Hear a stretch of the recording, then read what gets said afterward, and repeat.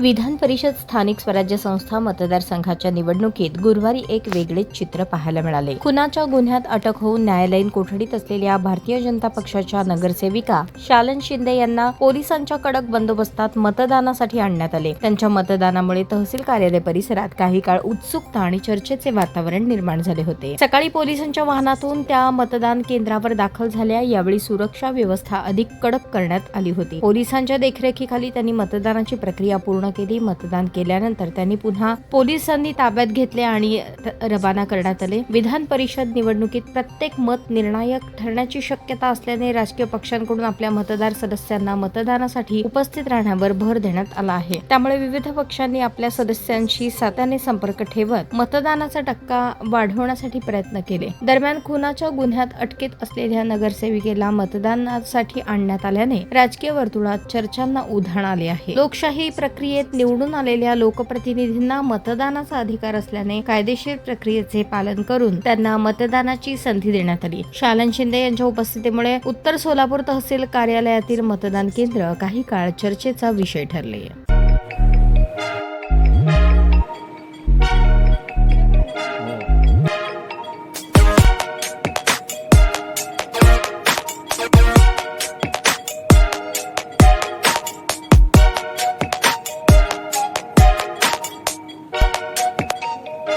सोलापूर शहरातील सुप्रसिद्ध हॉस्पिटल म्हणजे सेंट्रल मल्टी स्पेशालिटी हॉस्पिटल मागील अनेक वर्षापासून सेवा बजावत आहे. 24 तास इमर्जन्सी सर्व्हिस, मॉडर्न टेक्नॉलॉजी, अनुभवी डॉक्टर्स तसेच अत्याधुनिक तंत्रज्ञान सुविधांनी सुसज्ज स्त्रीरोग प्रसूती विभाग, ऑर्थोपेडिक विभाग, मेडिकल विभाग आणि इतर एकमेव नाव म्हणजे सेंट्रल मल्टी स्पेशालिटी हॉस्पिटल.